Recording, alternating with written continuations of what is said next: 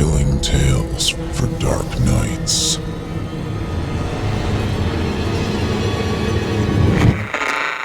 Want to make sure you never miss a Chilling Tales for Dark Nights video again? Be sure to subscribe and hit that bell to turn on notifications. The following program is a production of Chilling Entertainment and the creative team at Chilling Tales for Dark Nights, and a proud member of the Simply Scary Podcasts Network.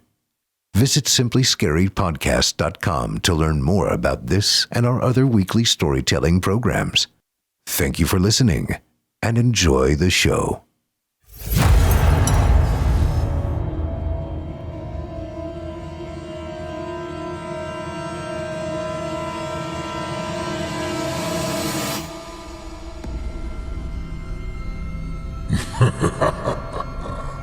Good evening. I'm storyteller Otis Jiry, and I ain't your grandfather. From where I'm from, we don't do bedtime stories. And if that's what you were expecting, you're in the wrong place. If it's terrifying tales you're after, well then, I've got just the thing. Get comfortable, settle in, turn off the lights, if you dare. Your night is about to get a whole lot darker. Who needs sleep anyway?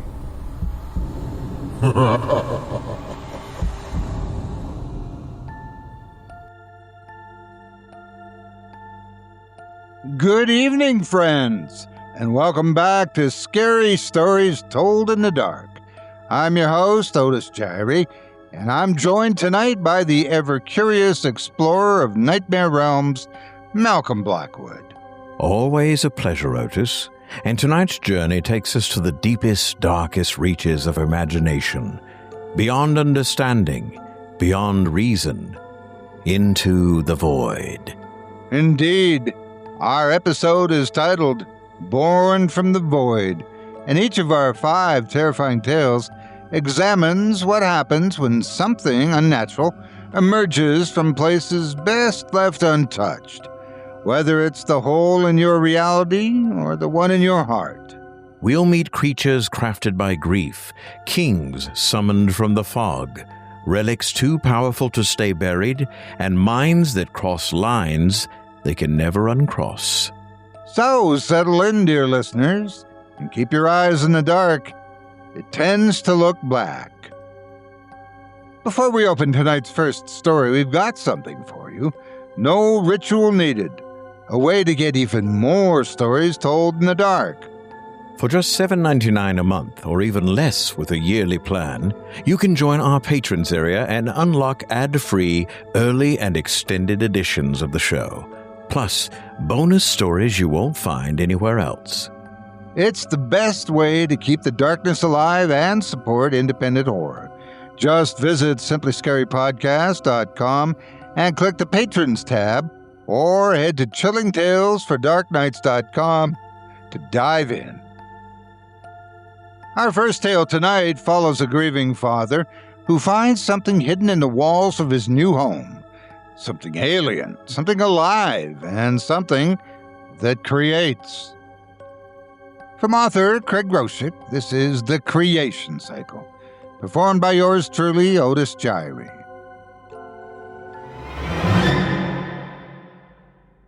The Carters had finally found their dream home. Nathan and Julia had searched for months, touring cramped houses, fixer-uppers, and overpriced properties before stumbling on this gem. It was perfect.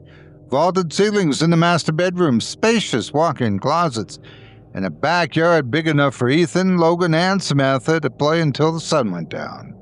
Even Luna, the excitable golden retriever, seemed to approve, wagging her tail nonstop during their first visit. The family had moved in during the peak of summer. The air conditioning hummed through the house, a soothing reprieve from the heat, while the smell of the freshly painted walls mingled with the scent of new furniture. The kids adjusted quickly. Ethan, 14, often retreated to his room to sketch, Logan, 10, darted between the yard and the living room, spilling juice boxes along the way, and Samantha, 6, buzzed with the excitement only a child could sustain. Nathan had spent the first few weeks meticulously organizing every corner of the house. He'd cleaned out closets, scrubbed baseboards, and even climbed up to the tops of the kitchen cabinets to dust away the cobwebs left by the previous owners. He prided himself on order, everything in its place. But 6 months later, he was still discovering things he'd missed. It was a Thursday morning, and the house was finally quiet. Ethan and Logan had left for school, their bickering replaced by the rumble of the bus down the street. Samantha had skipped to the car, hand in hand with Julia, before they drove off toward their elementary school. Nathan waved goodbye to them from the porch, the chill of February's air nipping at his skin. Inside, the house felt different in the mornings, still and empty. Nathan didn't mind. He liked the quiet moments. He'd made his coffee and set it down on the double vanity in the master bathroom, a ritual he'd perfected since the move. Shaving cream covered his face as he focused on the mirror, the quiet hum of the electric razor filling the room. That was when he noticed it. A flash of sunlight caught something above the bathroom cabinets, drawing his attention to a faint sliver of plastic peeking over the edge. The cabinets, which didn't quite reach the ceiling, left a narrow gap, just enough space for dust to collect or something to stash a forgotten object. Nathan frowned. He remembered climbing up there months ago to clean, sweeping away a layer of grime and a few scattered nails the previous owners had left behind. He hadn't missed anything, or so he thought. The plastic bag gleamed faintly in the sunlight. Nathan paused, razor halfway to his cheek. He turned toward the cabinet, squinting. "What the hell is that?" he muttered to himself. It wasn't like him to leave things undone. Julia teased him constantly about his perfectionism, his need to organize the kitchen drawers, adjust the angles of picture frames, and ensure Luna's leash was always on the same hook. For him to miss something, especially in a room he used daily, was unusual. Setting the razor down, he grabbed a small step stool from the hallway closet and returned to the bathroom. Climbing onto the counter, he carefully reached toward the cabinet. The bag was dusty, its surface opaque with grime. He plucked it up from the gap and climbed down, holding it in his hands. It felt oddly light, as if it were empty, yet the weight of its mystery seemed to press on him. Nathan set the bag on the counter and turned on the faucet. Water cascaded over the plastic, washing away streaks of dust. He rubbed at it with his thumb, his curiosity growing with each second. What could the previous owners have left behind? He half expected it to be old receipts or forgotten hardware. As the grime cleared, he froze. Inside the bag was something impossible. It was a swirling, churning mass of black, folding and twisting in on itself. It wasn't solid, nor was it liquid. The way it moved defied explanation, as if it were caught in an endless loop of destruction and recreation. Nathan leaned closer, his breath fogging the mirror. "What is this?" he whispered. The mass appeared contained within the plastic bag, but it didn't behave like any material he had ever seen. It bent light, casting faint shadows in impossible directions. When he tilted the bag, it didn't shift like water would, but remained suspended, endlessly swirling. The water from the faucet trickled into the bag, and he watched in disbelief as it disappeared. There was no splash or pooling. The water simply ceased to exist the moment it came into contact with the black mass. Nathan reached out, his fingers brushing the edge of the bag. A faint hum, low and deep, seemed to emanate from it, vibrating in his chest. He jerked his hand back, his heart pounding. For what felt like an eternity, Nathan stared at the bag, unable to look away. The mass was hypnotic, its endless movement drawing him in. It wasn't just strange, it was wrong, in a way that made the hair on the back of his neck stand on end. Finally, he forced himself to step back. He grabbed a paper towel, wrapping the bag tightly before setting it on the counter. His hands trembled as he leaned against the vanity, staring at his reflection. His mind raced with questions. Was it? How long had it been there? And why hadn't he noticed it before? Nathan tried to shake the thoughts away. It's just some kind of trick, he muttered. Some weird chemical reaction, or... He trailed off, knowing deep down that wasn't true. He glanced back at the bag, the hum still faintly vibrating in his chest. Whatever it wasn't natural, and yet he couldn't stop thinking about it. He needed to know more. Nathan couldn't stop thinking about the bag.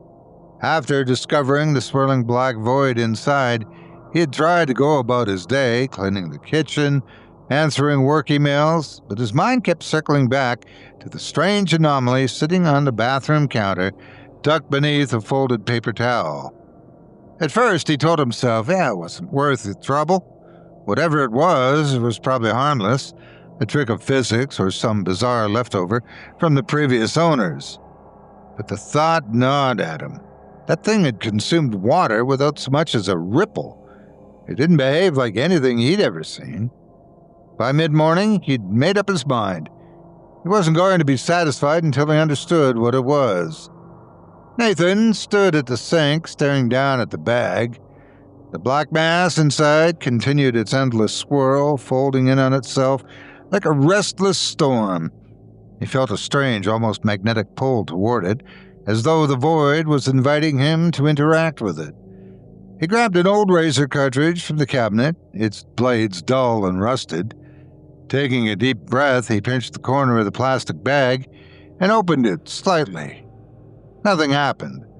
The black void remained inside, its edges brushing against the interior of the bag without spilling out. Nathan hovered the razor over the opening. His heart hammered as it hesitated, unsure if this was a terrible idea.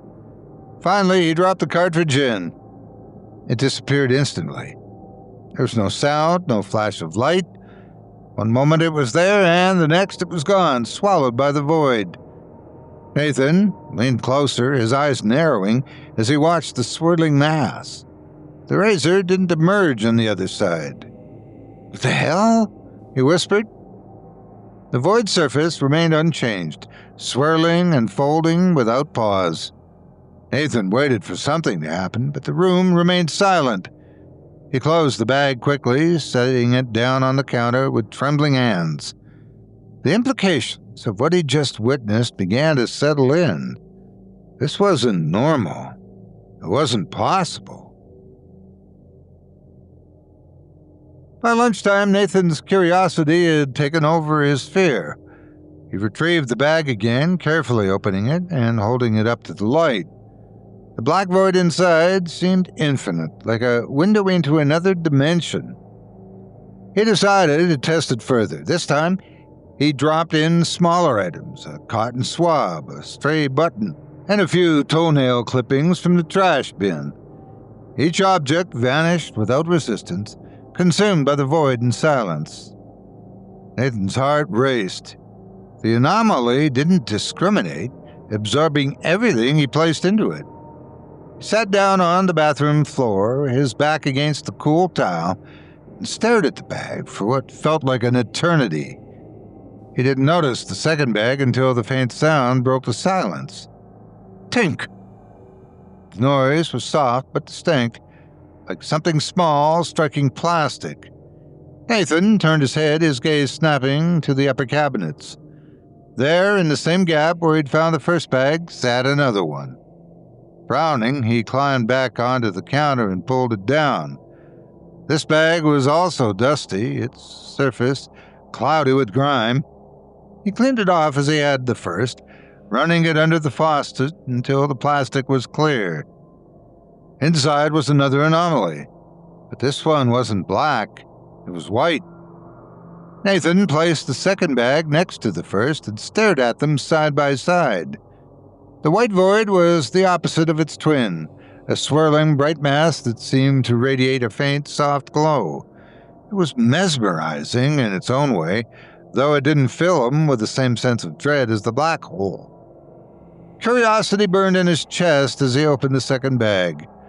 Unlike the black hole, the white void seemed to push against the plastic as if trying to escape, but it stayed contained, its glow shifting faintly with the motion of his hands. Then he saw it. The razor cartridge he'd fed into the black hole earlier was inside the white bag, but it wasn't the same. Its metal was fused with other materials, warped and twisted into a new shape. Nathan stared in disbelief as he realized what he was looking at. The voids were connected. Nathan couldn't stop himself now. He opened both bags and placed them on the counter. Using a pair of tweezers, he carefully fed the white bag's contents into the black hole. Each time, the black void consumed the objects, and moments later, the white void expelled them, changed. He began experimenting with combinations. Nathan grabbed items at random from the bathroom, a lock of Julia's hair from her brush, a used cotton swab, and bits of trash. He watched in awe as the white bag produced new, grotesque creations. Amalgamations of organic and inorganic material fused in impossible ways. But then he fed in another combination. His own toenail clippings, a cotton swab, and a piece of loose thread from his shirt. What the white void produced wasn't junk. It was alive. The thing that emerged was small and pink, with a misshapen fetus. It twitched and convulsed as Nathan watched in horror. At first, it didn't move in a way that seemed alive. Its surface was smooth and unbroken, resembling a wax model rather than flesh. But as Nathan leaned closer, the skin rippled and bulged outward. Something pressed against the interior of the mass, a head, or something like it, struggling to take form. The surface split open, revealing a glistening interior. Veins began to spread across the flesh like cracks in glass, pulsing faintly, as if searching for a rhythm. Nathan watched, frozen. Its two hollow cavities formed at the center of the mass. A faint, sickening sound, like wet tissue tearing, accompanied the appearance of a tiny heart. It was malformed, its chambers uneven, but as it sat there, it began to contract. At first, it was irregular, a slow, sluggish pulse. Then, as if finding its purpose, it began beating steadily. The hollow cavities deepened, forming lungs. They filled, collapsed, and filled again, pulling air into the tiny creature. The motion was jerky at first, but it smoothed out, taking on the rhythmic rise and fall of breathing. Nathan's stomach twisted as he realized that he was no longer looking at an inanimate mass. This thing, this abomination, was alive. Its limbs began to stretch outward, thin and spindly, like the branches of a dying tree. A head formed, its features grotesquely simple, a smooth, featureless oval with dark indentations where eyes should be. The creature's chest expanded with each shallow breath. His tiny heart pumped blood through its translucent body, sending faint pulses of light through its veins. Then it opened its eyes. They were enormous, black and glistening like marbles, and they moved in slow, deliberate arcs as they scanned the room. Finally, they locked onto Nathan. A low, guttural whimper escaped its lipless mouth. Nathan staggered backward, bile rising in his throat. He grabbed the nearest object, a hairbrush, and slammed it down onto the creature. It let out a sickening squelch as it burst beneath the impact, its fluid spreading across the counter. For a long time, Nathan stood frozen, staring at the mess he'd made, gasping for air. He looked at the black and white bags, then back at the gore on his hands. What had he done? Nathan didn't touch the bag's skin for days. He wrapped them in an old towel, shoved them into his shoebox, and wedged it onto the highest shelf in the bedroom closet. Out of sight, out of mind. But no matter how hard he tried, he couldn't stop replaying the scene in his head. The glistening fetus, its malformed heart beating, its lungs gasping for air, and its black eyes locking onto his. At night he'd wake in a cold sweat, the phantom sound of the creatures whimpering echoing in his ear. Julia noticed his restlessness, but he avoided her questions, muttering something about work stress. By the time Friday rolled around, he had almost convinced himself to forget the whole thing. Whatever those anomalies were, they weren't his problem. He'd never open the bags again. But that was before everything changed. The following Monday was cold and gray. Nathan and Julia were rushing through the morning routine, getting the kids ready for school.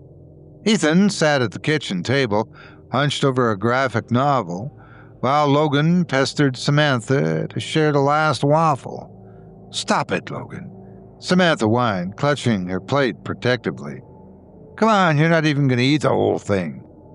"Enough, you two," Julia called from the sink, her voice sharp but distracted. "Logan, get your backpack. Samantha, finish your breakfast." Nathan leaned against the counter, sipping his coffee and taking in the chaos. As exhausting as mornings like these could be, he'd grown to appreciate them. They were reminders of the life he and Julia had built together. When it was time to leave, Julia gathered the kids by the front door, ushering them outside with their coats half-zipped. Nathan knew to give Samantha a hug. "Have a good day, sweetheart," he said, ruffling her hair. She beamed up at him, her gap-toothed smile warming him even in the cold morning air. "I will, Daddy," she said, skipping off to the car. Nathan stood on the porch waving as Julia pulled out of the driveway. Samantha turned in her seat to wave back, her little hand pressed to the window. It was the last time he would see her alive. Nathan got the call just after 10 a.m. The voice on the other end was clipped, professional, and unfamiliar. That of a police officer delivering the kind of news no parent should ever hear. Samantha had been struck by an SUV in the parking lot of her school. A parent running late, the officer said, his tone apologetic. She didn't see Samantha crossing. The words blurred in Nathan's mind, drowned out by the roaring in his ears. He managed to mutter something resembling acknowledgement before hanging up. His phone slipped from his hand, clattering onto the kitchen counter. Julia's wailing when she arrived at the hospital would haunt him forever. The days that followed were a blur of grief and disbelief. The house, once filled with laughter and petty squabbles, felt impossibly empty. Samantha's absence was a gaping void, one that none of them could fill. Julia withdrew into herself, spending hours in their bedroom with the door closed. Ethan stopped sketching, his notebook gathering dust on his desk. Logan, too young to fully grasp the weight of their loss, clung to Nathan with wide, tear-filled eyes. Nathan couldn't stop thinking about the anomalies. He knew it was insane. What he had seen, what he had created, was monstrous, an affront to everything natural. But the thought burrowed into his mind like a parasite. What if I could bring her back? He tried to push it down, to ignore the temptation. But every time he passed Samantha's room, every time he saw one of her drawings taped to the refrigerator, the thought resurfaced. It became unbearable at her wake. The church was quiet, save for the hushed murmurs of friends and family offering condolences. Samantha's tiny coffin sat at the front of the room, surrounded by flowers and photos. Nathan stood by Julia's side, shaking hands and nodding numbly at every kind word, but his gaze kept drifting to the coffin. During a lull in the line of mourners, Nathan excused himself. He approached the casket, his heart pounding in his chest. Samantha looked peaceful, her hands folded over her favorite stuffed rabbit. The mortician had done an excellent job, but there was no mistaking the unnatural stillness in her waxy skin. Nathan's hands trembled as he reached into his pocket, pulling out a pair of nail clippers. He glanced over his shoulder, ensuring no one was watching, then carefully snipped a tiny piece of her fingertip, just a flap of skin enough to go unnoticed. He tucked it into a tissue, then reached for her hair, cutting a small lock and slipping it into his pocket. He felt sick, disgusted with himself, but he couldn't stop. That evening, while Julia cried herself to sleep, Nathan locked himself in the bathroom. He retrieved the shoebox from the closet, his hand shaking as he pulled out the black and white bags. He stared at them for a long time, debating whether he could actually go through with it. The memory of the malformed fetus filled his mind, its black eyes staring at him, its whimper echoing in his ears. But this wasn't just a random experiment. This was Samantha. Nathan took a deep breath and opened the black bag. He dropped the lock of hair and the piece of skin inside. The black void absorbed them instantly, swirling with a faint hum that sent shivers down his spine. Moments later, he opened the white bag. The first thing he noticed was the smell, a faint chemical tang like embalming fluid. Inside, a new form was already taking shape. It began as a lump of tissue, its surface smooth and translucent. Veins spread across its interior like creeping vines, their faint blue lines pulsing with the beginnings of life. The lump quivered, expanding and contracting, as if struggling to breathe. Nathan's breath hitched as the form grew, stretching and contorting. Tiny organs appeared within its translucent body, glistening wetly under the bathroom light. He watched in horrified fascination as a heart began to form, its chambers uneven but unmistakable. The heart gave a weak, sluggish beat, then another. Slowly, the rhythm steadied, pumping blood through the tiny form. Lungs followed, forming from faintly shimmering tissue. They expanded and deflated, pulling in air. The creature twitched as its nervous system began firing signals, its limbs spasming in jerky, unnatural movements. Nathan fell to his knees, his hands pressed to his mouth as he fought back tears. It was working. It was actually working. The clone's eyelids fluttered open. Nathan sat on the floor, his back against the vanity, too stunned to move. The thing, no, she, lay curled atop a folded towel, her limbs twitching weakly as her lungs expanded in rhythmic beats. He'd moved her there as gently as he could when the creature stopped convulsing and began to breathe with regularity. There was no longer any doubt. It was Samantha. Or rather, it looked almost like her. The hair was dark like hers had been, but unnaturally uniform in texture, too straight, as if the strands had been pressed from a mold.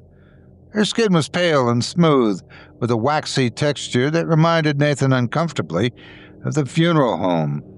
The eyes, when they were open, were the right shade of brown, but glassy and unfocused, as though still searching for context. He reached out with one trembling hand and lightly touched her tiny fingers. Her hand flinched in response, and her mouth opened. Sound emerged, raw and wet and unsure. Then, faintly, she murmured, "Daddy?" Nathan recoiled. His heart knocked against his ribs. She repeated it, louder this time. "Daddy!" There was no warmth in it, no emotion. It was mimicry, accurate but wrong. He didn't tell Julia, not that day. He tucked the creature away in the corner of their walk-in closet, swaddled her in a blanket, and whispered frantic promises that he'd come back soon. He sat by her for hours, watching her chest rise and fall, waiting for something, anything, to tell him what he was doing was either a miracle or a nightmare. By the time Julia returned from the grocery store, Nathan had scrubbed the bathroom clean and shoved the 2 bags back onto the cabinet shelf where he'd first found them. That night, while Julia watched TV and Logan and Ethan played video games in the den, Nathan crept back to the closet and found her sitting up. Samantha was now the size of a toddler. He stared in stunned silence as she tracked his movement across the room with her eyes. Her joints popped unnaturally when she shifted, her neck turning too slowly, like she was figuring out how to move. Her lips parted. "Daddy." Nathan reached out and touched her cheek. It was cold and dry. There was no blush, no warmth beneath the skin. "Are you hungry?" he whispered. She tilted her head, then nodded. The next day he stayed home from work. He called in with a made-up excuse and spent the day in the bedroom while Julia ran errands and the boys were at school. By noon, Samantha was the size of a kindergartner again. Nathan dressed her in one of her old shirts, something from the donation bin Julia hadn't gotten around to taking to Goodwill. It fit, sort of, the creature accepting the clothing without protest.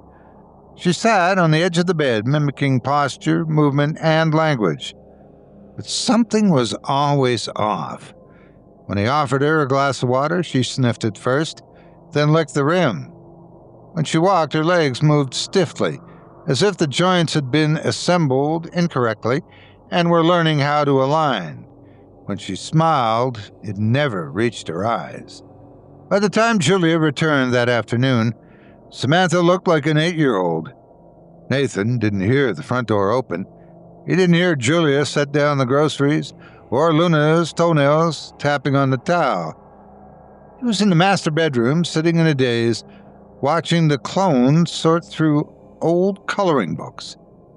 Then Julia screamed. It came from the bedroom doorway. What the hell is this?" Nathan stood, putting himself between them. Just wait, I can explain." But Julia pushed past him, her gaze locked on the girl sitting quietly on the bed. The clone turned toward her. "Mommy." And Julia staggered backward. "That's not..."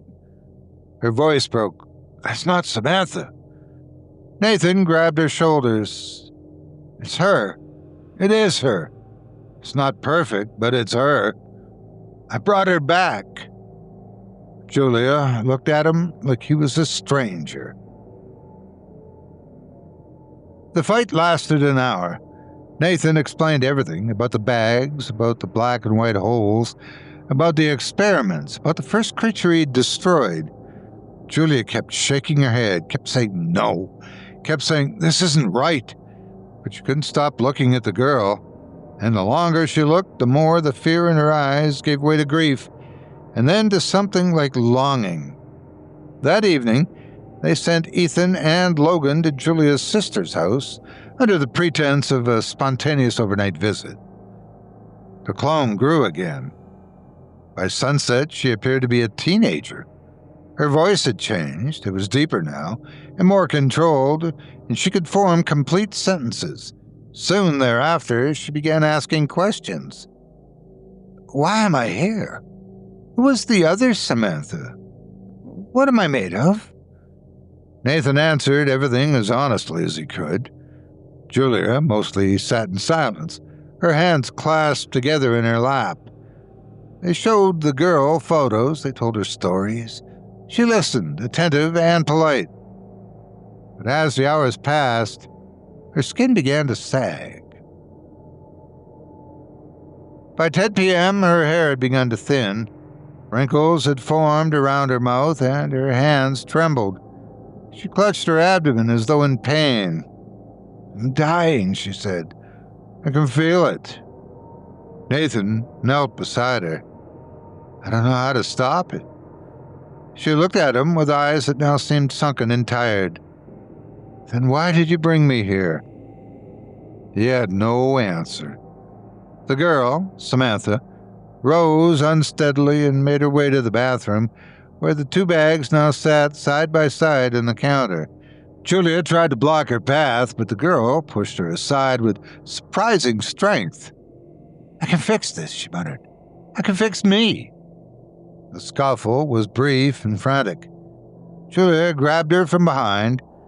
Nathan lunged to grab the black bag. Samantha shrieked, thrashing wildly, knocking over everything in reach. In her chaos, her brittle skin split open at the shoulder, revealing yellowed muscle and waxen tissue underneath. Nathan reached the black hole first. He tried to seal the bag, but Samantha lunged, her mouth open in a twisted wail. He sidestepped her just in time. Her momentum carried her forward. She hit the counter. Her body slumped and slid into the bag. It didn't happen all at once. Her arm vanished first, then her shoulder. Her bones cracked under the pull of the gravity field. Her hips shattered audibly as she was compressed. Skin tore. Her final cry was cut off as her face disappeared into the void. And then she was gone. Blood and pale embalming fluids sprayed across the vanity, dripping down onto the tile.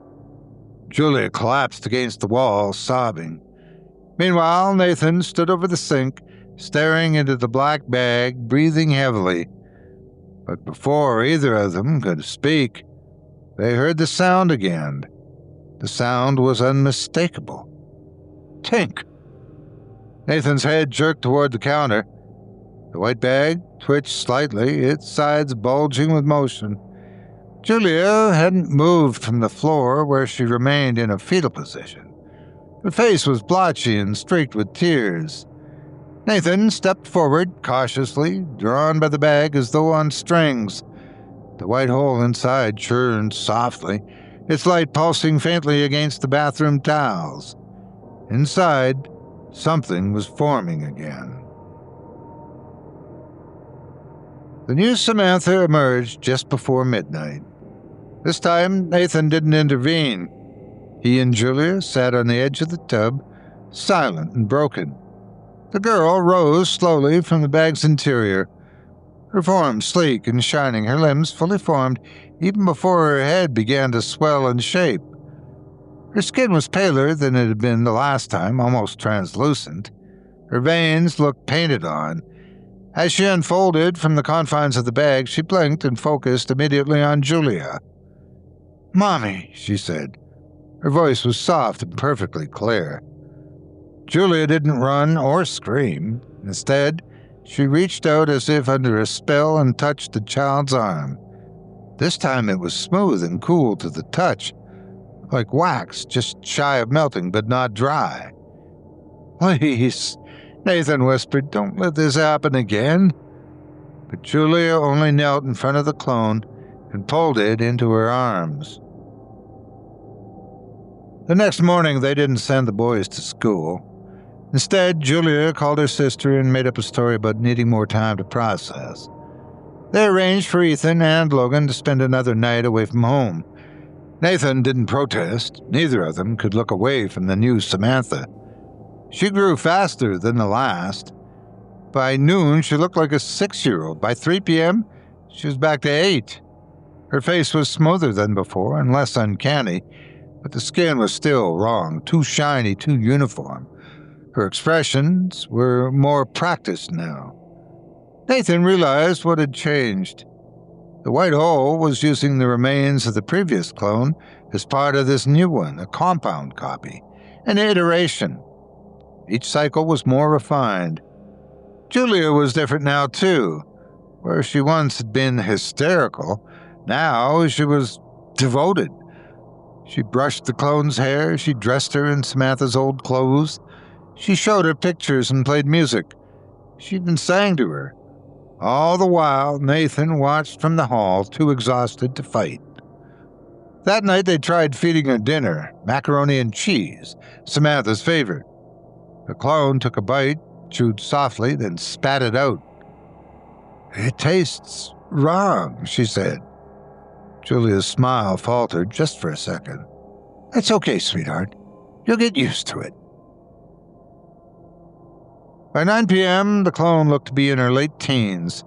She paced the living room, examining photos on the mantel, and stopped at one of the reels, Samantha beaming, holding a ribbon from a second-grade science fair. "She looks like me," the clone said. "Well, that's because you are her," Julia said quietly. The clone turned. "No, I'm not." Julia's face twisted. "You are."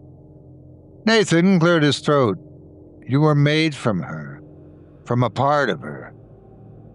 The clone's eyes narrowed. "Then what happened to the rest of me?" She was angrier than the others and more aware. As midnight approached, her back bent with age, and her joints began to swell. She cried out, grabbing the sides of her head. "It hurts," she said. "My skin is too tight. My bones don't fit right." Julia knelt beside her, sobbing. "We'll fix it. We'll fix you." The clone glared at her. "You made me this way. You let me die." Then she turned to Nathan. "Do you still have it? The bag?" He didn't answer, and didn't need to. Her eyes locked on the bathroom door. She moved faster this time, staggering but determined. Nathan and Julia gave chase, shouting her name. "Samantha, please!" But the clone wasn't listening. The bags were already on the floor, side by side. As the clone reached for them, her legs buckled. Her skin began to gray and collapse. Her breath rattled. Her mouth opened in a scream that came out as a low, wet gurgle. She crawled forward, pulling herself across the towels toward the black hole. Nathan stepped in front of her. "No, please. You don't understand what it does." She looked up, her mouth torn at the corners, her eyes leaking something darker than tears. "I have to. I can't. I don't want to disappear again." Then she lunged. Her body hit the bag with a sickening thud. But unlike the last, she didn't fall in completely. The black hole caught her halfway, first engulfing her arms and torso. Her lower body remained outside, flailing, her legs kicking wildly. The room filled with the sounds of tearing flesh and cracking bone. Julia screamed and tried to pull her out. Her hands closed around the clone's ankles, but the strength was gone.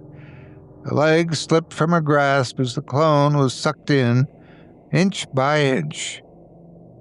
The last thing either of them saw was her hand reaching out, fingers outstretched and trembling, before it folded into the bag and vanished. Then there was silence. Julia collapsed, vomiting on the floor. Nathan pulled her away, holding her even, as she hit his chest with weak fists. "You let her die," she sobbed. "Again! You did it!" "I had to," he said hoarsely. She wasn't going to stop. "But we could have saved her." He didn't answer. He was already staring at the white bag. It was churning again. This time he didn't hesitate. He ran into the kitchen, grabbing the broom from behind the pantry door. When he returned, the white bag had begun to bulge. Its edges flexed as the beginnings of another form took shape inside. Nathan extended the broom handle. Julia screamed when she realized what he was doing. "No, don't! Nathan, don't!" He ignored her. With one hard push, he shoved the white bag toward the black one. The moment the edge of the white bag crossed into the field of the black hole, it was pulled forward, the plastic stretching like taffy. Then the reaction began. The light changed first. The overhead bulb dimmed, then brightened, and blew out entirely. Shadows warped along the floor. The air bent, thickened, and twisted. The bags pulsed violently. The black hole began to consume the white, but the white resisted. The two masses collided, creation and destruction, matter and antimatter, impossibility against impossibility. The tiles cracked beneath them. The sink exploded upward.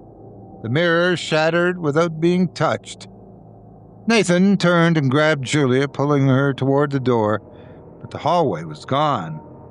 The world around them folded inward. The walls melted like wax in an oven. The floor pitched and rolled as if the house were caught in an unseen current. They fell together, screaming, their voices swallowed by the growing noise. Then the house collapsed inward, everything folding into the hole. And it was gone.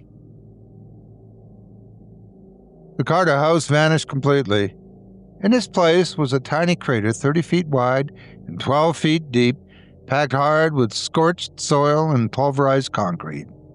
There was no sign of a foundation, no exposed plumbing or collapsed drywall, no bodies, no remnants of furniture, not a single photograph or torn scrap of clothing. Not so much as a splinter remained, just a depression in the earth, ringed by cracked sidewalk and mutilated blades of grass. The neighbors were the ones who called it in. Around 2:30 a.m., they heard a deep, vibrating hum below ground, like a turbine buried beneath the neighborhood. Windows rattled and dogs howled. Then came a blinding flash, and a sound like the sky itself had torn open. By the time anyone stepped outside, the Carter house had disappeared. What remained didn't make sense. The first responders arrived in less than 10 minutes, expecting a gas explosion. What they found instead was silence. The air smelled burnt, but there was no heat or smoke, and no visible fire damage to the surrounding homes. One firefighter climbed down into the crater, poking through the chalky dust with a thermal camera. The temperature was 10 degrees cooler at the bottom. The Geiger counter they brought in buzzed faintly, then stopped. Its batteries were dead. By sunrise, the neighborhood had been evacuated and quarantined. Yellow tape went up, a mobile command trailer arrived, then unmarked trucks. Men in dark uniforms fanned around the site, taking samples and muttering in clipped tones over radios. They only found one thing: 2 plastic bags. They discovered them near the center of the crater, nestled side by side in a small, undisturbed hollow of ash. One contained a swirling black mass, the other a white one. Both bags appeared undamaged, plastic, unstressed, despite the violent implosion that had wiped an entire structure and a family off the face of the earth. The bags were collected carefully with tongs and sealed in metal canisters. The team assigned to catalog the crater couldn't agree on what had happened. Some speculated a sinkhole, though no one could explain the absence of debris. Others blamed a ruptured underground pipe, a transformer, or a rogue methane pocket. None of those explained the lack of remains or why every digital photograph of the Carter home from neighbors' phones appeared corrupted. Officially, the incident was ruled as structural collapse due to subsurface erosion, a minor geological anomaly exaggerated by weather. The government paid for relocation and repairs. The neighborhood reopened within a month, but the lot remained fenced, monitored, and untouched. The paperwork to rebuild was always in process. Time passed, and people stopped asking questions. The Carters were grieved and forgotten. A plaque appeared one morning on a nearby utility pole. In memory of Samantha Carter, 2016 to 2023. Within days, it was removed. Only one man in the town, the old groundskeeper at the elementary school, kept watching. He told his wife he'd seen the girl. Not Samantha, no, another one, walking past the fence line near the crater one morning, her waxy face peering through the gaps in the chain link. His wife said it was just a dream, but he knew better. In a windowless lab 3 states away, the bags were studied.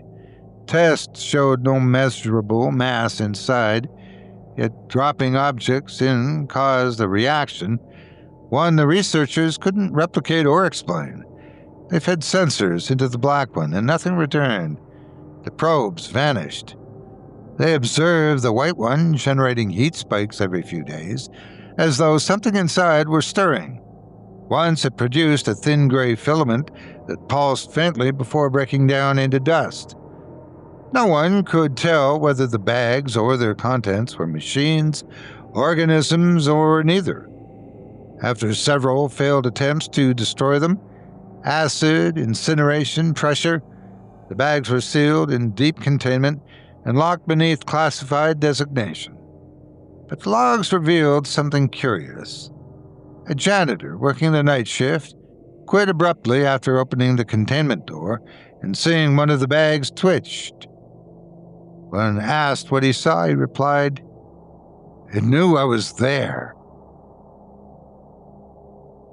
Somewhere in the dark, beneath concrete and steel, sealed beneath a dozen blast-proof doors, the two bags rest, still, silent, and waiting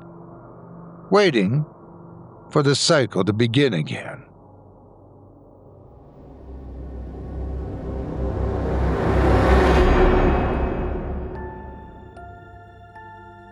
That was The Creation Cycle by Craig Groshek, as performed by yours truly, Otis Jiry.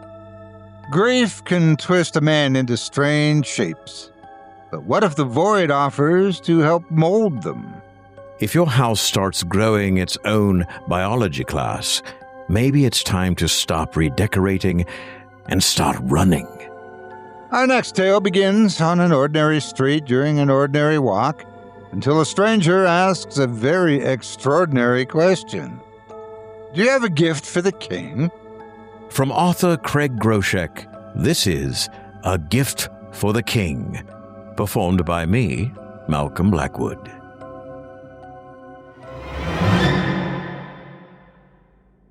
My name's Elliot, and before I get into it, let me tell you, I'm not the kind of guy who scares easily. I take the same late-night walk through my neighborhood every night. It's quiet, peaceful, and the perfect way to wind down after a long day at work. Sure, there are the usual city quirks, a random car alarm going off, the occasional stray cat darting across the sidewalk, but nothing to make me think twice about it. That changed last night. The fog rolled in so fast it felt like it had been waiting for me. 1 second the streets were clear, the streetlights casting their usual dim glow, and the next, everything was muffled. The buildings seemed to vanish, and the pavement ahead of me blurred into an indistinct gray. I couldn't even see the stop sign at the next corner, just the fuzzy halo of light above it. I figured it was just the weather playing tricks. It had been unseasonably warm for October, so I chalked it up to some weird temperature inversion or something. But then I saw him. At first, it was just a shape, barely visible through the mist. A man, hunched over, was shambling down the sidewalk across the street from me. His movements were uneven, his gait jerky, like he was either drunk or injured. I should have kept walking. I should have ignored him and minded my own business. Instead, I glanced over, and that's when he stopped. It wasn't gradual, like someone realizing they were lost or distracted. He froze mid-step, his head snapping toward me so fast it looked unnatural. Even from across the street, I could feel his gaze. I didn't want to look directly at him. My gut was screaming at me not to, but my curiosity got the better of me. He was a mess. His clothes were tattered and filthy, hanging off him like they'd been stolen from a dumpster. His face was shadowed under the brim of a battered hat, but I could see enough. His skin was sallow, his cheeks hollow, and his eyes, God, his eyes. They were too wide, bloodshot, and filled with something I can only describe as desperation. I kept walking, quickening my pace, but not enough to make it look like I was running. My fingers tightened around my keys in my pocket, the jagged edges of the metal poking into my palm. It was a small comfort, but better than nothing. Behind me, I heard the shuffle of footsteps crossing the street. Crap, I muttered under my breath. I wanted to run, but some stupid primal instinct told me not to. Running would make me prey. Instead, I forced myself to keep my head up and walk with purpose. "Do you have a gift for the king?" The voice came from right behind me, raspy and low, like dry leaves scraping together. I stopped dead in my tracks. "Excuse me?" I turned halfway, just enough to glance at him over my shoulder. The man was standing too close.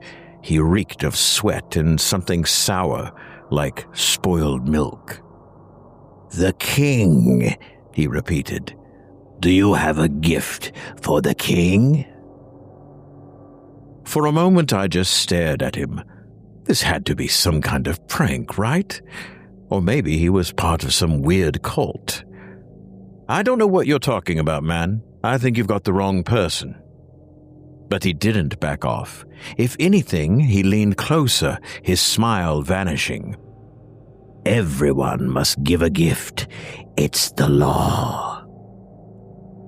The way he said it made the hairs on the back of my neck stand up.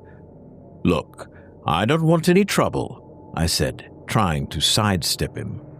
His hand shot out and grabbed my arm. It wasn't a strong grip. His fingers were bony and cold, but it stopped me in my tracks. "Do you know what happens to those without a gift?" he hissed. His eyes darted nervously to the fog-shrouded street behind him. "You don't want to find out. Trust me." I yanked my arm away, my heart pounding now.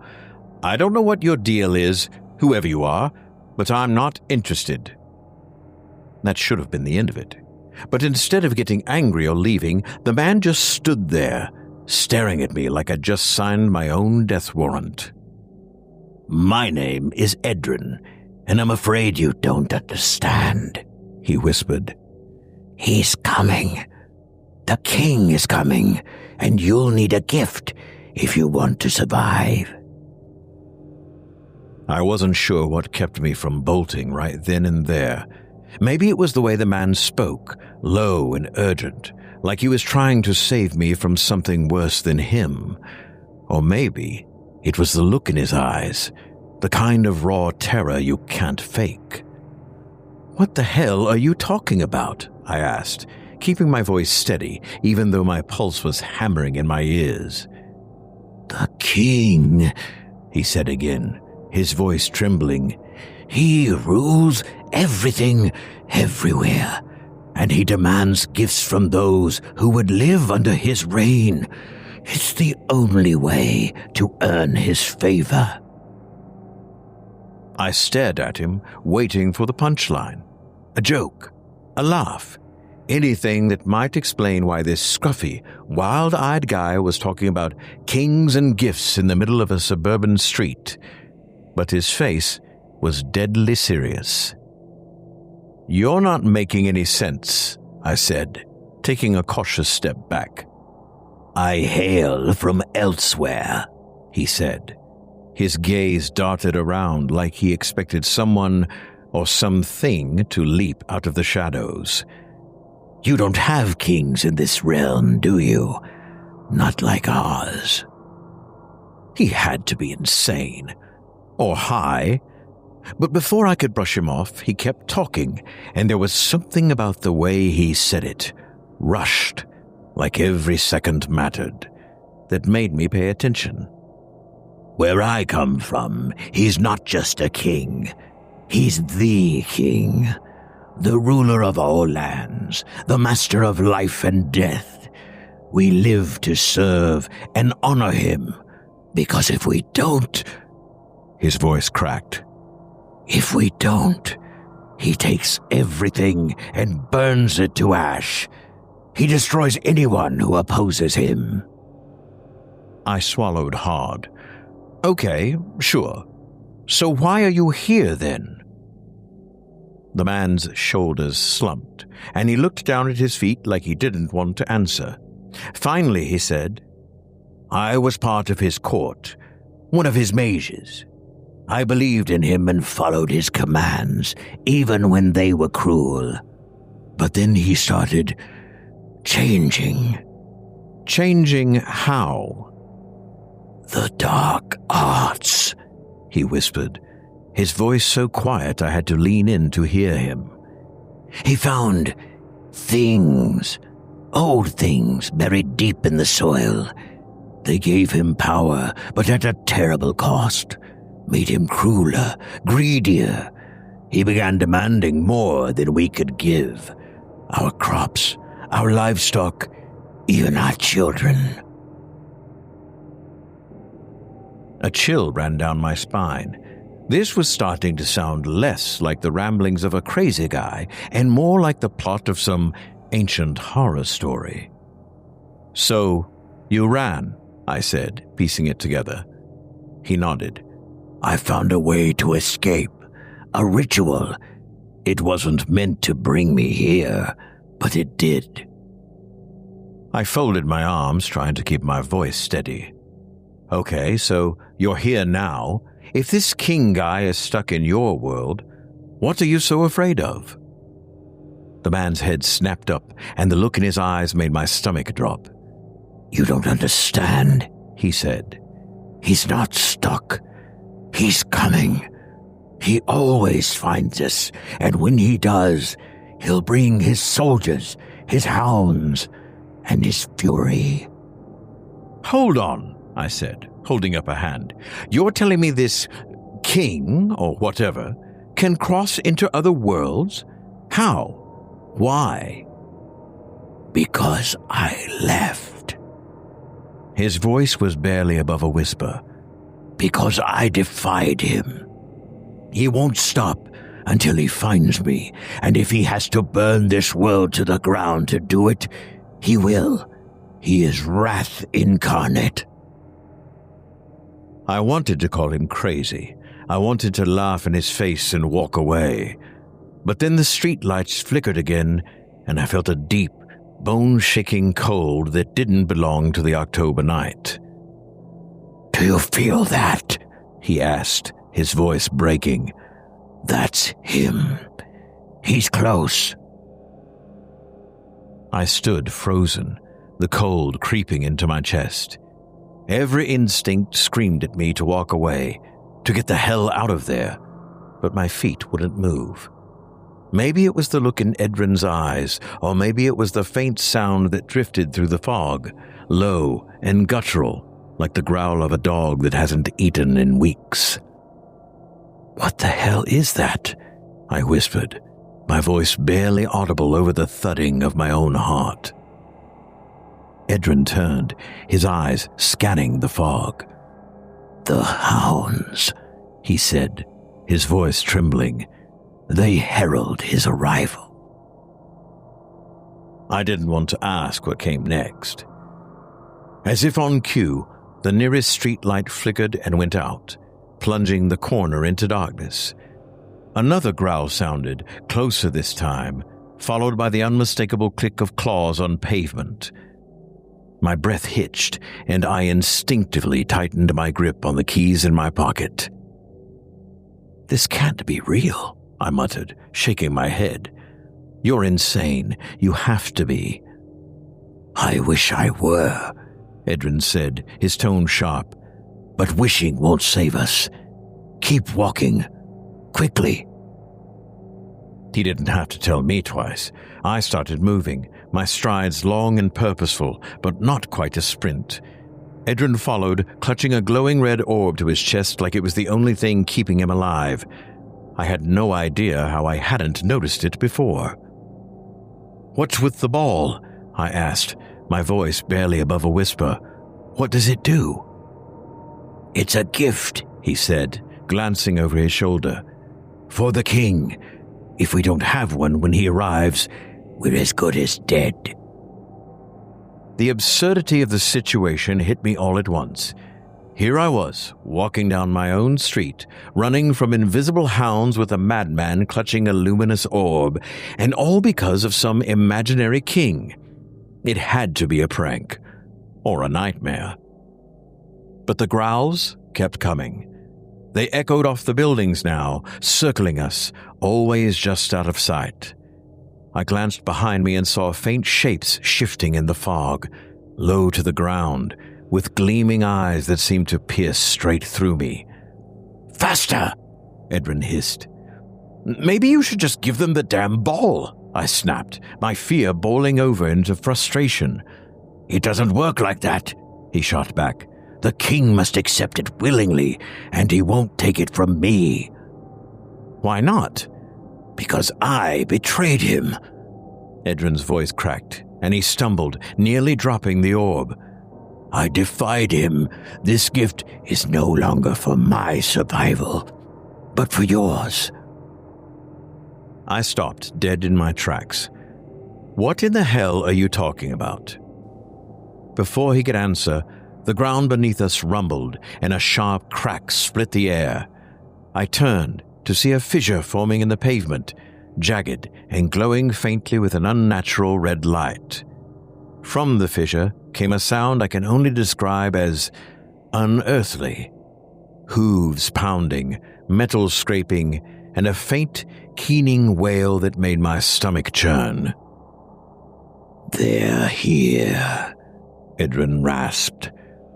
The fissure widened, and from it stepped the king's soldiers. I don't know what I expected, maybe men in medieval armor or something out of a fantasy movie. But these things weren't human. They wore armor, sure, but it was jagged and blackened, like it had been pulled from a fire. Their faces were obscured by helmets that seemed to twist and shift, and their movements were unnervingly fluid, like they weren't entirely bound by the rules of our world. Behind them, the hounds emerged, massive, spectral beasts with glowing eyes and snapping jaws. My legs turned to jelly. This can't be happening. I've got to be dreaming. Edrin grabbed my arm, his grip surprisingly strong. "Oh, it's real, I'm afraid," he said. "And it's not over. Keep moving. We can't stop. Not now."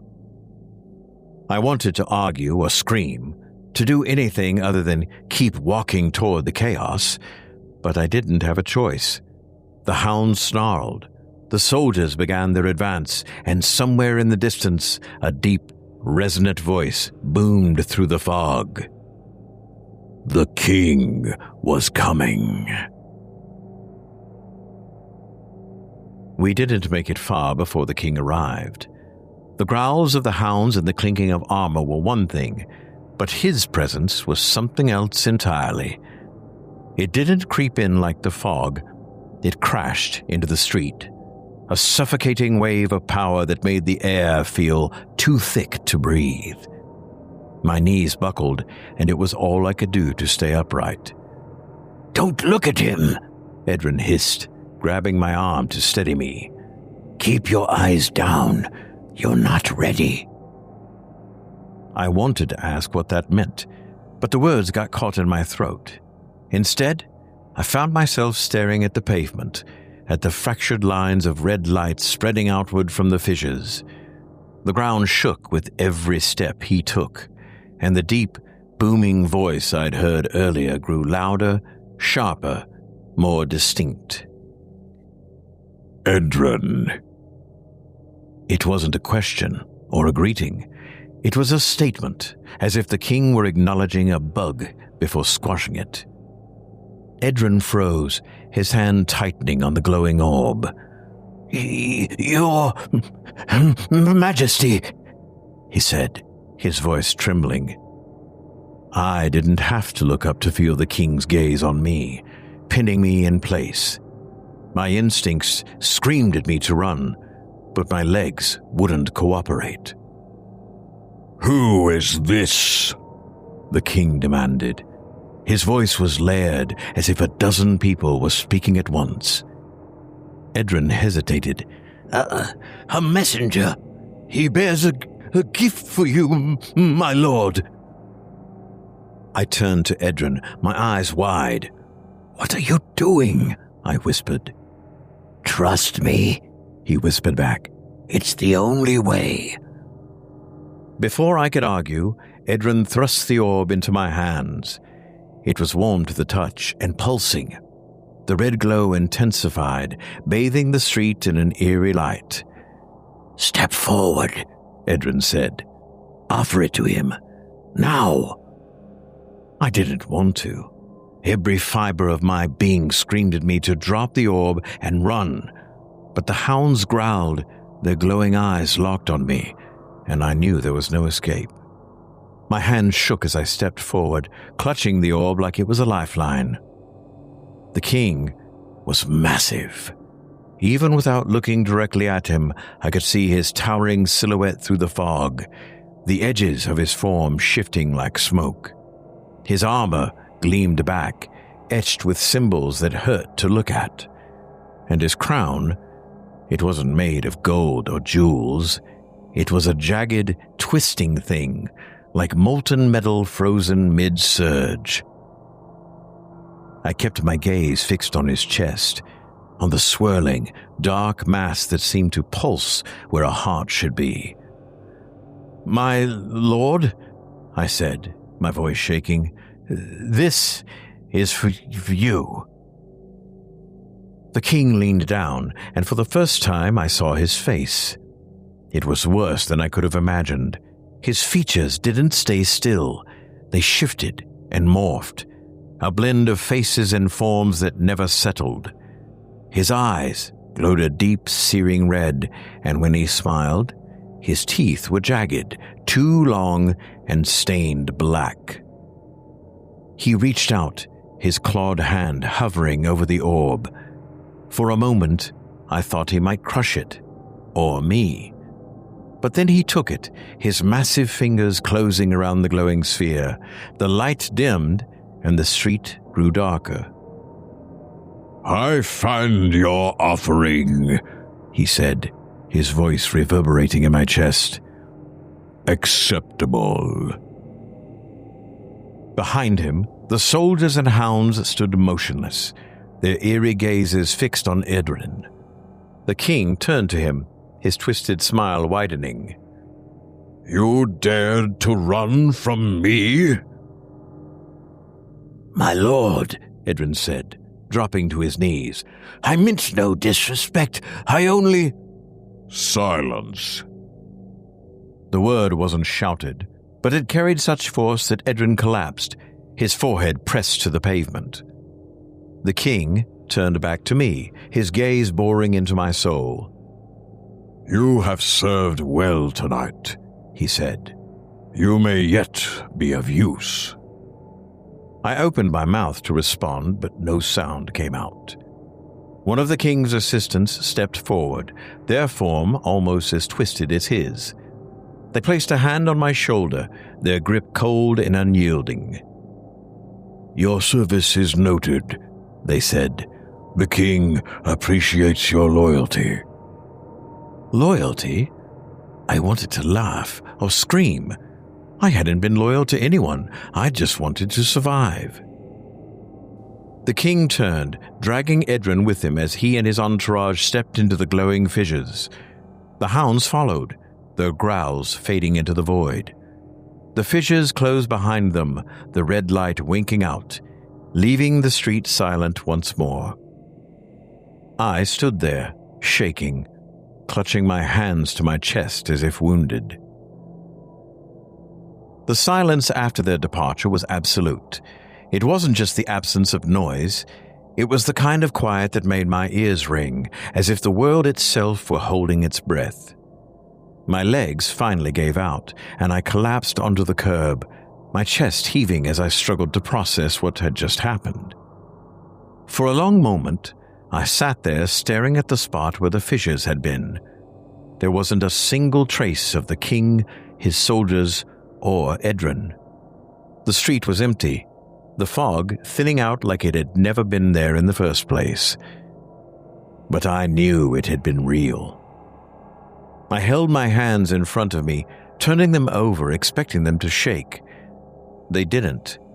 Instead, I noticed something else. My palms were glowing faintly, a dull red light pulsing just beneath my skin. "What the hell?" I whispered, rubbing them together like that might make it go away. It didn't. The warmth from the orb hadn't just lingered, it had seeped into me. The veins in my arms had a faint red tinge, and the glow was spreading, moving up toward my elbows like some sort of infection. I scrambled to my feet, suddenly desperate to get home. Maybe this was all in my head, or perhaps I was hallucinating. God, I hoped I was hallucinating, but I needed to be somewhere safe. The walk back was a blur. Every sound made me jump. The rustle of leaves, the distant hum of a car engine, even my own footsteps echoing off the pavement. I kept expecting the king's soldiers to reappear or the hounds to start baying again, but the streets stayed empty. When I got home, I locked the door behind me, bolted it, and slid the deadbolt into place for good measure. Then I turned off every light in the house and sat in the darkness, staring at my hands. The glow was still there, faint but undeniable. Worse, I could feel it now, a low hum that resonated through my body like my bones were vibrating. I pressed my palms against the table, trying to ground myself, but the vibrations only grew stronger. When I closed my eyes, I saw flashes of something else. Fractured images of places I didn't recognize. Towers crumbling against a blood-red sky. A forest of twisted trees burning in an endless fire. And everywhere, I saw glimpses of him. The king. He wasn't here, but I could still feel his presence, lurking at the edges of my mind like an unshakable shadow. The next few days were a nightmare. The glow in my hands didn't fade, and the visions came more frequently. I'd be walking to the store, and suddenly the street would shimmer, replaced by a scene of carnage from another world. Cars twisted into jagged wreckage, people screaming as they were dragged into fissures by monstrous figures. Then, just as quickly, it would all snap back to normal, leaving me breathless and disoriented. It wasn't just the visions either. I started noticing glitches, little tears in reality, just for a second or two. I'd be reaching for a coffee mug, and my hand would pass right through it like it wasn't there. Or I'd see people flicker, their faces momentarily replaced by something inhuman. The worst part, no one else seemed to notice. I nearly caused a car accident when one of the visions hit me while I was driving. The road in front of me disappeared, replaced by an endless void filled with those glowing rifts. I slammed on the brakes, swerving onto the shoulder, and by the time I realized it wasn't real, the car behind me had skidded to a stop mere inches from my bumper. The driver got out, yelling something about reckless driving, but I barely heard him. I was too busy staring at my reflection in the side mirror. My eyes were glowing now, faintly red, just like my hands. I haven't been able to sleep since that night. Every time I close my eyes, I see him. I see the king, staring at me from the other side of some impossible barrier, his smile sharp and knowing. I don't know what he did to me, or what's happening to me.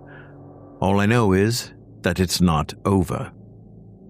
I'm telling this because I need someone to believe me. I need someone to be ready. Because if I've learned one thing, it's this. The king doesn't forget, and he doesn't forgive. So if you ever meet someone on the street, someone who asks you if you have a gift for the king, do yourself a favor. Say yes, and pray he finds your offering acceptable.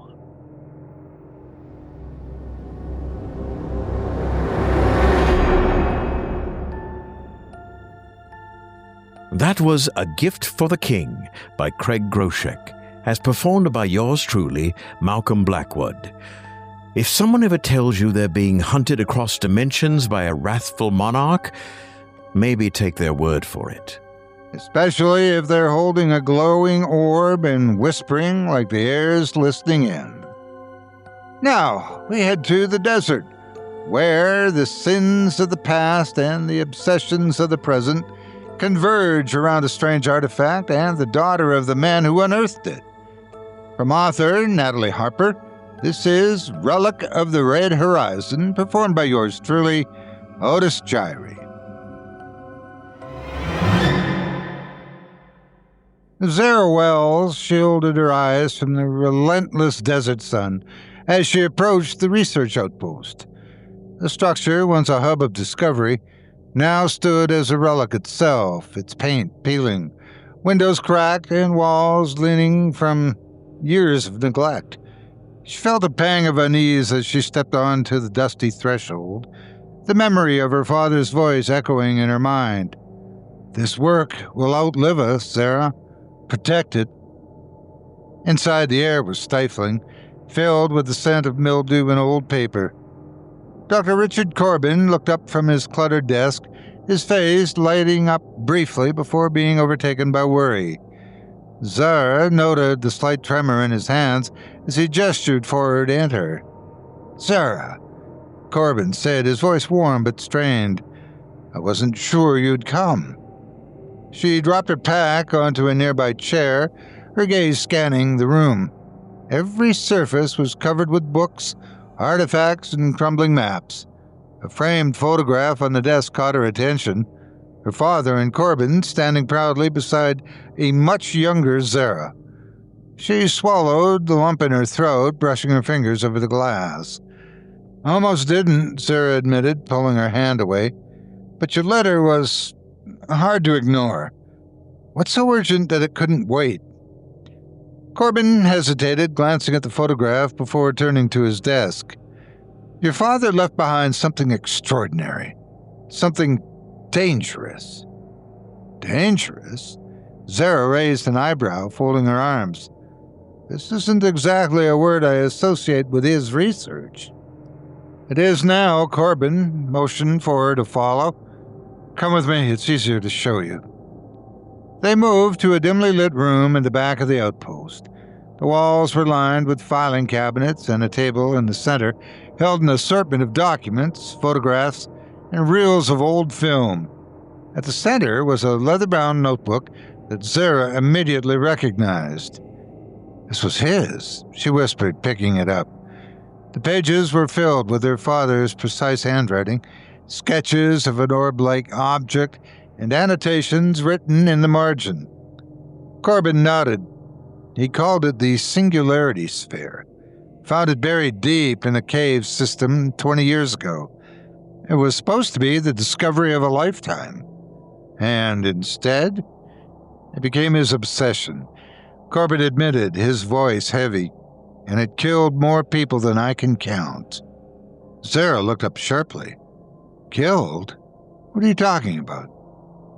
Instead of answering, Corbin moved to an old projector in the corner, threading a reel of film into place. The machine whirred to life, casting flickering light onto the wall.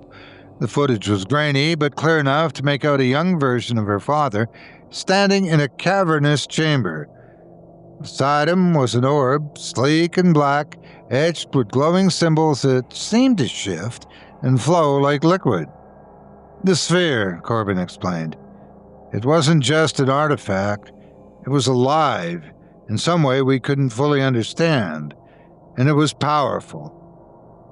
In the video, her father reached out and placed a hand on the sphere. The symbols brightened and the room began to shake.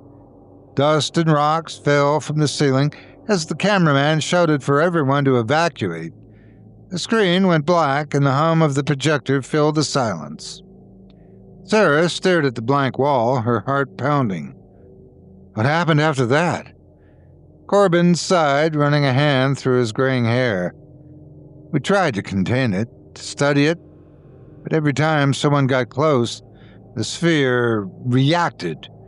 It feeds on ambition, Zara, on fear. It twists those emotions into something." He trailed off, shaking his head. "Unnatural." "And my father?" Sarah's voice was barely above a whisper. "He tried to stop us, to warn us, but no one listened. By the time we realized the danger, it was too late. People started disappearing. Those who returned weren't themselves anymore." The room felt colder suddenly, the weight of Corbin's words settling heavily between them. Zara set the notebook down carefully, her mind racing. "Why call me now, after all this time?" "Because it's waking up again." Corbin's voice was low and urgent. "And if we don't act, it'll consume everything." Zara paced the room, her thoughts spiraling. The sphere had been her father's greatest discovery and its greatest failure. Part of her wanted to walk away, to leave the past buried where it belonged. But another part, the part that had inherited her father's relentless curiosity, wouldn't let her. "I need to see it," she said finally, turning to face Corbin. "No," he said firmly. "Sarah, listen to me. The sphere doesn't just destroy, it changes people, warps them. It's too dangerous." "I'll be careful," she insisted. Already gathering her things. Corbin grabbed her arm, his eyes pleading. "Careful isn't enough. Your father thought he could control it, and it destroyed him. Don't make the same mistake." Zara pulled free, her resolve hardening. "This just isn't about him, Richard. This is about finishing what he started." Corbin looked at her for a long moment, then sighed, defeated. "If you're going to do this, at least take the notes. You'll need them." Outside, the desert wind whipped around her as she loaded her gear into her Jeep. The sun was dipping below the horizon, painting the sky in hues of red and gold. Zara paused, her father's voice echoing in her mind once more. "Some things are better left untouched." As the engine roared to life, she pushed the thought aside. She had to know the truth, no matter the cost. The desert was a sea of unbroken sand stretching to the horizon, the midday sun beating down with merciless intensity. Zara tightened her grip on the wheel of her Jeep, her knuckles pale against the worn leather. The vibrations of the uneven terrain rattled her teeth, but her focus remained fixed on the distant outline of jagged cliffs rising from the dunes. Beside her, Ethan Duran adjusted his sunglasses and leaned back in his seat. "You sure this place even exists?" he asked, his voice tinged with skepticism. "It's there," Zara replied without looking at him. "My father left detailed notes, and Corbin confirmed the coordinates." Ethan smirked. "Corbin, the guy who looks like he hasn't slept in a decade? Real reliable." Sarah shot him a glare. "You didn't have to come." Ethan chuckled, holding up his hands. "Miss out on the chance to find a legendary artifact? Not a chance. Besides, someone's got to keep you alive out here." The tension between them settled into an uneasy silence as the cliffs drew closer. Zara couldn't help but question her decision to bring Ethan along. He was resourceful, sure, but his motives were far from noble. To him, the sphere was just another treasure to be claimed. To her, it was something far more personal. By the time they reached the cliffs, the sun was dipping low, casting long shadows across the sand. Sarah parked the Jeep and grabbed her pack, the weight of her father's notebook pressing against her side. Ethan followed, carrying a flashlight and a crowbar slung over his shoulder. "According to the notes, there's an entrance near the base," Sarah said, studying the jagged rock formations. They spent the next hour searching, their footsteps echoing in the growing stillness. Just as the last light faded, Sarah found it, a narrow fissure hidden behind a crumbling boulder. "Here," she called out. Ethan joined her, whistling low. "Tight fit. You sure this is it?" "Positive," she said, already squeezing through the opening. The air inside was cool and stale, the scent of damp earth mixing with something metallic. Ethan flicked on his flashlight, the beam cutting through the darkness to reveal ancient carvings on the walls. "Looks like writing," Ethan said, running his fingers over the symbols. "It's a warning," Zara replied, her voice hushed. "The language is old. It predates anything we've found before. My father mentioned something similar." "What's it say?" Zara traced the carvings with her fingertips, translating the cryptic message. "To disturb the sleeping heart is to invite the wrath of the void." "Jiry," Ethan muttered, his flashlight sweeping the tunnel. The passage sloped downward, the walls closing in as they ventured deeper. The carvings became more intricate, depicting scenes of figures bowing before a glowing orb. Others showed twisted shapes, humanoid forms contorted into monstrous silhouettes.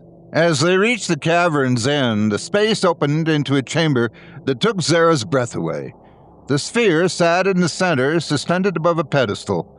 Its surface was impossibly smooth, black as obsidian, and faint lines of light pulsing like veins beneath the surface. "There it is," Ethan said. Zara approached slowly, her heart pounding. The sphere seemed to hum, a sound more felt than heard. She stopped a few feet away, her instincts screaming at her to keep her distance. Ethan, however, had no such hesitation. "So, what's the plan? Grab it and get out?" "No," Zara snapped, holding out a hand. "Don't touch it. We need to—" But Ethan was already reaching out. The moment his fingers brushed the sphere's surface, the light within it flared, filling the chamber with a blinding glow. A low rumble echoed through the ground as the walls began to shake. "Ethan, move!" Zara shouted, grabbing his arm and yanking him back. The pedestal cracked, sending chunks of stone tumbling to the floor. The fissures spread to the walls, and the carvings seemed to writhe as if alive. "We need to get out of here," Zara yelled over the noise. They scrambled back through the tunnel, the sound of collapsing stone chasing them. Zara's mind raced as she tried to process what she'd just seen. The sphere wasn't just alive, it was aware. They emerged into the open air just as the entrance caved in behind them, a cloud of dust billowing into the sky. Zara doubled over, gasping for breath, while Ethan sat against a boulder, his face pale. "Well," Ethan said after a moment, his voice shaky, "that was fun." Zara shot him a glance. "You idiot. You could have gotten us killed." "But I didn't," he said, grinning weakly. "And now we've got the sphere." Zara turned to the sphere, now lying in the sand where Ethan had dropped it. "This isn't a victory," she said. "Whatever we woke up down there, it's not going back to sleep." The base camp was a modest setup, 2 tents, a folding table cluttered with maps and tools, and a portable generator humming softly in the background. The desert stretched out endlessly around them, the vast emptiness amplifying the tension that lingered since their narrow escape.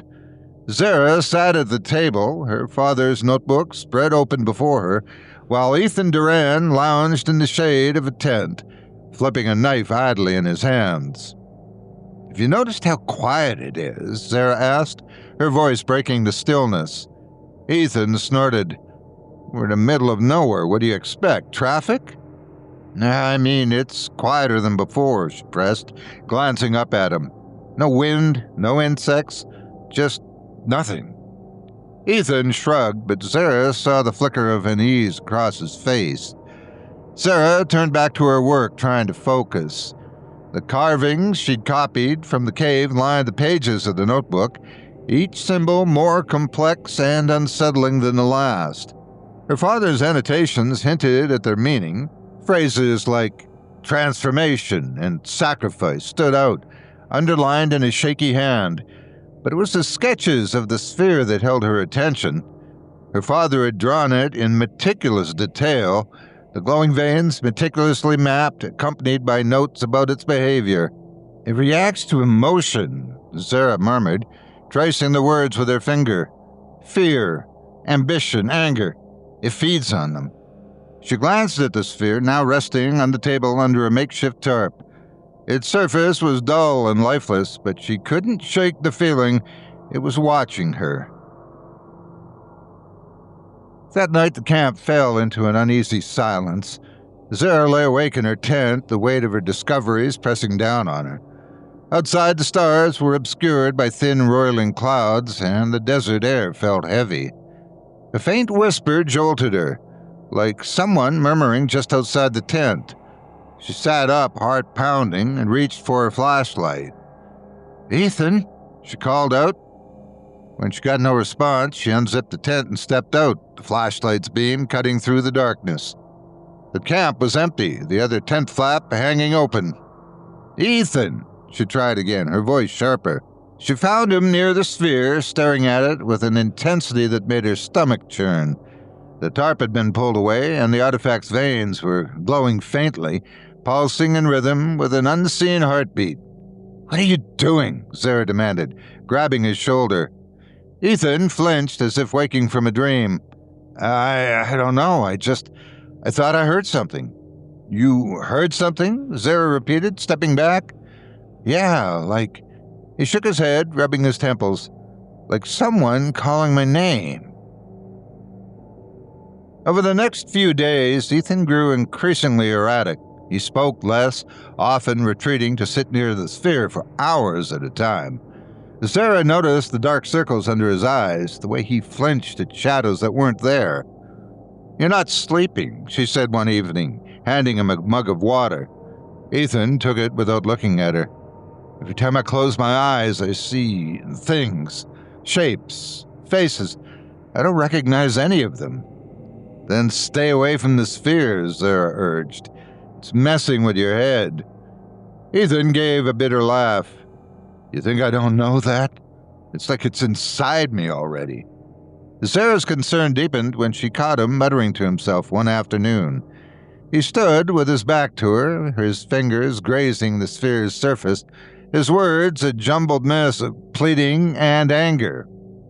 "Ethan," she said sharply, pulling him away. He turned to her, his eyes bloodshot. "You don't understand," he snapped. "It's not just a thing. It's alive, and it knows what we want." Zara stared at him, her stomach twisting. "What do you mean?" "It showed me," Ethan whispered. "Everything I've ever wanted. It can give it to me, Zara. All I have to do is let it in." That night, Zara woke to the sound of screaming. She bolted out of her tent, the cold desert air biting at her skin. Ethan was writhing on the ground, his body contorting in ways that defied nature. His screams were guttural and raw, as though something inside him was trying to tear its way out. "Ethan!" Zara shouted, rushing to his side. He clawed at his skin, his nails drawing blood. His eyes met her, and for a moment, she saw the Ethan she knew, terrified and desperate. "Zara, help me!" he gasped. Then his body convulsed and the transformation began. His limbs elongated, his skin splitting to reveal sinew and muscle beneath, his face twisted into a grotesque parody of itself, his teeth sharpening into jagged points. Zara stumbled back, her mind reeling. No, this can't be happening." The creature that had been Ethan let out a guttural roar, its eyes glowing with the same eerie light as the sphere. It lunged at her, and she barely managed to dive out of the way. Zara grabbed a metal rod from the table and swung it with all her strength, connecting with the creature's side. It howled, stumbling back, but didn't fall. As it charged again, Zara spotted the generator behind it. She darted past the creature, yanking a cable free and sparking it against the rod. The makeshift weapon crackled with electricity, and she plunged it into the creature's chest. It screamed, the light of its eyes flickering, and collapsed to the ground. Zara stood over the body, gasping for breath, as the sphere pulsed faintly on the table behind her. The desert seemed darker now, the horizon swallowed by a looming haze. Zara stumbled through the dunes, her legs heavy and her breath labored. The sphere was secured in a metal case strapped to her back. Every step forward felt harder, as though the artifact was actively resisting her attempt to contain it. Behind her, the ruins of the base camp smoldered. Ethan's body, or what remained of it, lay among the wreckage, its grotesque form seared into her mind. The desert air still carried the metallic tang of burnt flesh and ozone, mingling with the oppressive silence. Sarah reached the ridge where she'd parked the Jeep earlier, only to find it overturned, its tires shredded. Her stomach clenched as she questioned how it had happened. She turned toward the horizon and saw movement. Dark figures shifting in the distance, too far to discern but close enough to make her heart race. They moved erratically, but not walking so much as lurching. Sarah fumbled for her satellite phone, her fingers trembling as she dialed the only number she could think of. The line crackled before Dr. Richard Corbin's voice came through. "Sarah," he said, his voice tense. "What's going on? Are you safe?" "No," she said, her voice shaking. "Ethan's gone. The sphere, it's doing something, Richard. It's spreading." "Where are you now?" Corbin demanded. "About 20 miles from the evacuation site. The camp is gone. There's something out here with me." "Listen to me carefully," Corbin interrupted. "You need to head toward the containment chamber. It's the only place where the sphere can be neutralized. Do you still have the coordinates I gave you?" "Yes," Sarah said, glancing at the crumpled map in her pocket. "Good. But you have to hurry. If the sphere's power is spreading, it's not just you in danger. It's everyone." Sarah looked at the shifting figures on the horizon. "I think it's already too late." The journey to the containment chamber was a grueling test of endurance. The sphere grew heavier with every mile, its energy seeping into Sarah's mind. Her thoughts blurred and her sense of time distorted. She couldn't tell how long she'd been walking when the hallucinations began. At first, there were faint whispers carried on the wind, flashes of movement in her peripheral vision. Then they grew stronger. "Sarah!" She froze, turning toward the voice. Her father stood atop a nearby dune, his silhouette sharp against the dimming light. He looked just as she remembered, tall and composed, his eyes filled with a quiet intensity. "You shouldn't have come here," he said, his voice carrying a note of reproach. Sarah's throat tightened. "You're not real," she said, gripping the straps of her pack. Her father's expression darkened. "And yet here I am, just like you. We're both bound to this place now." Sarah shook her head, backing away. "No, you're dead. I saw the reports. You..."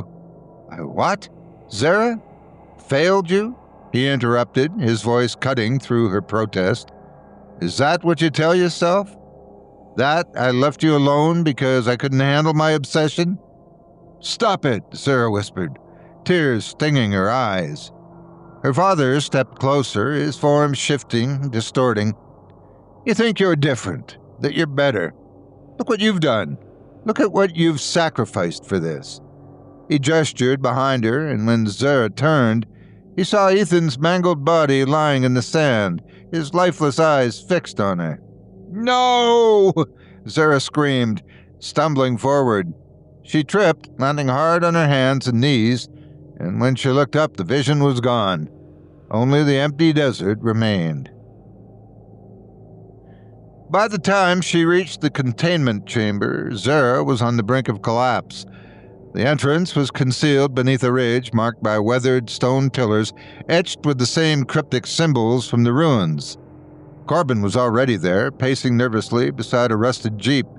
He ran to her as she approached, his relief palpable. "You made it," he said, taking the sphere's case from her and setting it down carefully. "I wasn't sure you would." "Neither was I," Sarah muttered, sinking to the ground. Corbin knelt beside her, his face etched with concern. "You look like hell. Are you sure you're okay?" "No," she admitted, "but I don't think that matters anymore." Corbin opened the case, his hand shaking as he lifted the sphere. Its veins pulsed faintly, casting an eerie glow on his face. "This thing," he murmured, his voice tinged with awe. "It's stronger than I thought." "Stronger and smarter," Zara said. "It's been manipulating me, showing me things. It knows how to get inside your head." Corbin looked at her sharply. "Did it? You show him?" Zara's breath hitched. "How did you know?" "Because it did the same to me," Corbin said quietly. "It uses our fears and regrets against us. That's how it controls people." He stood, cradling the stone. "Come on, the chamber's this way. We have to move quickly before it gets any stronger." Zara followed him into the passage, her steps heavy. The tunnel walls were lined with more carvings. Their designs became more erratic and chaotic the deeper they went. The air grew colder, tinged with a faint scent of decay. When they reached the central chamber, Zara's breath caught. The room was vast, the walls covered in intricate murals that seemed to shift and writhe with the flickering light of their flashlights. At the center was a raised platform surrounded by a series of concentric rings etched into the floor. "This is it," Corbin said, his voice reverent. "The sphere's prison." Zara hesitated at the threshold, her instincts screaming at her to turn back, but there was no going back now, not after everything she had seen.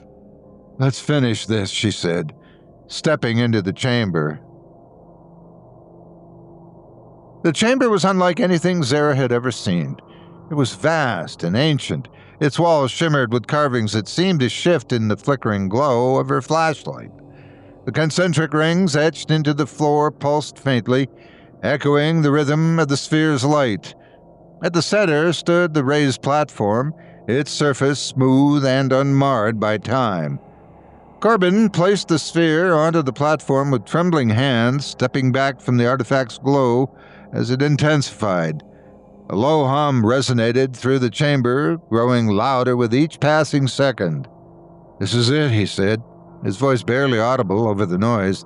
"This is where it belongs." Zara felt the air around her grow heavy, charged with a strange energy that made her skin prickle. "Are you sure this will work?" Corbin hesitated, his eyes fixed on the sphere. "It has to." The moment the sphere settled into place, the carvings on the wall began to move. What had once been static images of ancient rituals now twisted into horrifying scenes of chaos and destruction. Figures writhed in agony, their bodies contorted into monstrous forms. Zara's heart pounded as the room seemed to close in around her. "We're not alone," she whispered. The shadows at the edges of the chamber began to shift, coalescing into humanoid shapes. They were tall and skeletal, their limbs impossibly long, and their eyes glowing with the same eerie light as the sphere. "Spectral guardians," Corbin said, his voice shaking. "They were created to protect the sphere and to test anyone who dares to move it." Zara tightened her grip on the metal rod she had salvaged from the camp. "What kind of test?" "Your worst fears," Corbin replied grimly. "They'll make you confront them. If you fail..." He didn't need to finish the sentence. The first guardian lunged at Zara with unnatural speed. She swung the rod, the impact reverberating up her arms, but the creature barely flinched. Its claw-like hands swiped at her, grazing her shoulder and sending her stumbling back. The carvings on the walls shifted again, and Zara was no longer in the chamber. She stood in the evacuation site, watching her father reach for the sphere in the old video footage. "Don't touch it!" she shouted. But the scene played out as it always had. Her father's hand made contact with the sphere, and the cave began to collapse. She tried to run to him, but her legs wouldn't move. "Zara!" He turned to see him standing behind her, his face pale and gaunt. "You could have saved me," he said, his voice hollow. "No," she said, shaking her head. "I didn't know. I couldn't." "You chose this path," he interrupted, his eyes narrowing, "and now you'll end up just like me." The scene dissolved, and Zara found herself back in the chamber. The Guardian was gone, but more were emerging from the shadows. Corbin wasn't faring much better. He stood frozen as a Guardian loomed over him, its skeletal hand reaching for his face. Sarah ran to him, striking the creature with the rod. The metal sparked on contact, and the Guardian let out a high-pitched wail before dissipating. "Snap out of it!" Sarah shouted, shaking Corbin by the shoulders. He blinked, his face slick with sweat. I saw my wife. So she told me I was already dead." "We're not dead yet," Sarah said firmly, "and we're not letting this thing win." The sphere's glow intensified, filling the chamber with blinding light. Sarah shielded her eyes, but she could feel its pull, an almost magnetic force drawing her closer. "It's trying to protect itself," Corbin said. "We have to finish the ritual before it's too late." "What ritual?" Sarah demanded. Corbin hesitated. "The carvings? They talk about binding the sphere to a living host. It's the only way to neutralize its power." Zara stared at him in disbelief. "You're saying someone has to merge with it?" "It's the only way," Corbin said, his voice breaking. "That's why your father brought it here. He was going to do it, but the sphere stopped him." Zara's mind raced. The visions, the Guardians, the sphere's relentless pull. It all led to this moment. Your father had intended to make the ultimate sacrifice, and now that burden fell to her. "No," Corbin said suddenly, as if reading her thoughts. "I'll do it. This isn't your fight." Zara shook her head. "It's not just about the sphere. This is about my father and everything he died for. If anyone's going to finish what he started, it's me." Before Corbin could protest, Zara stepped onto the platform. The sphere's light flared and the hum became a deafening roar. As Zara reached out to touch the sphere, the Guardians converged, their shrieks piercing the air. Corbin fought them off, swinging the rod with desperate strength, but he was outnumbered. "Zara, hurry!" he shouted. The moment her fingers made contact with the sphere, her vision exploded with light. She was no longer in the chamber, but in a vast empty void. The sphere's voice echoed in her mind, 1,000 voices speaking as one. "What are you willing to sacrifice?" "Everything," Sarah said, her voice steady. The sphere's light enveloped her, and she felt its energy surge through her body. Pain racked every nerve, but she held on, her resolve unshaken. The chamber trembled as the energy of the sphere was absorbed into Zara. The Guardians dissolved, their forms collapsing into ash, and the light dimmed until only a faint glow remained. Corbin rushed to the platform, catching Zara as she collapsed. Her body was limp, but her breathing was steady. "It's done," she whispered. "It's over." The chamber was deathly still. The once blinding light of the sphere had dimmed to a faint, flickering pulse, casting weak shadows across the ancient carvings. Corbin knelt beside Sarah, his hands trembling as he checked her pulse. She was alive, but her breathing was shallow, her body eerily still. "Sarah," he whispered, his voice breaking. Her eyelids fluttered open, and for a moment, her gaze didn't seem to focus on him. Then her lips moved, forming barely audible words. "It's quiet now." Corbin exhaled shakily, relief washing over him. "You did it. The sphere, its energy is contained." She tried to sit up, but her body refused to cooperate. "It's not gone, Richard," she said weakly. "It's inside me. I can feel it, like a storm waiting to break." Corbin hesitated, his mind racing. We'll figure this out. There has to be a way to—" "No," she interrupted, her voice stronger now. "This is the only way. The sphere needs a host to stay dormant. If you try to separate us, it'll wake up again." Corbin's expression twisted with guilt. "Zora, I can't leave you like this. There has to be another way." "There isn't," she said firmly. This is what my father tried to do, and now it's my turn. Promise me you'll keep this place safe. No one else can ever find it."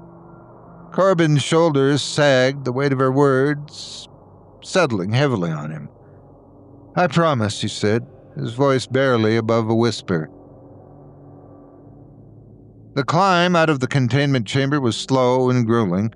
Corbin carried Zara on his back, her slight frame feeling heavier with each step. The carvings on the wall seemed less menacing now, their shifting patterns fading into stillness.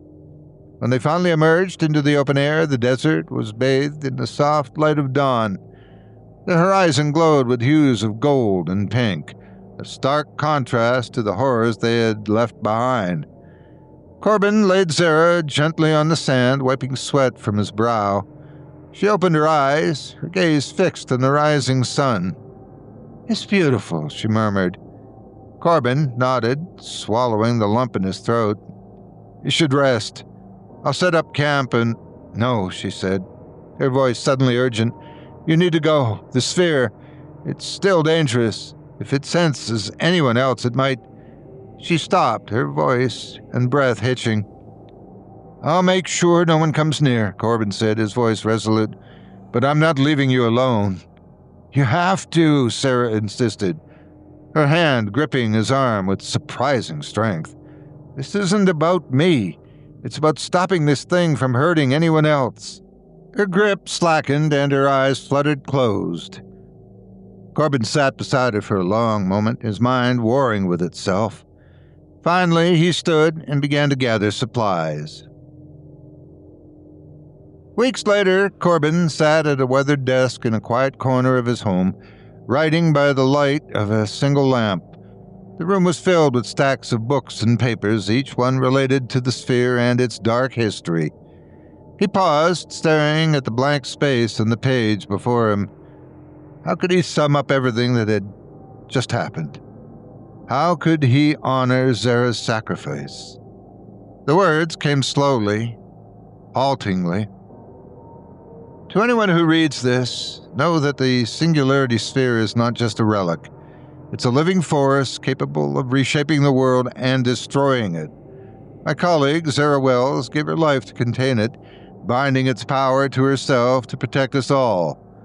The location of the sphere must remain hidden, its secrets buried forever. This is not a warning, it is a plea.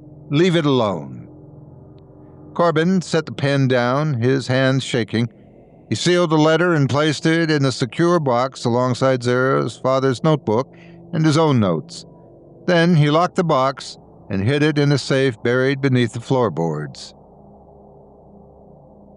Far away, deep in the desert, the containment chamber stood silent.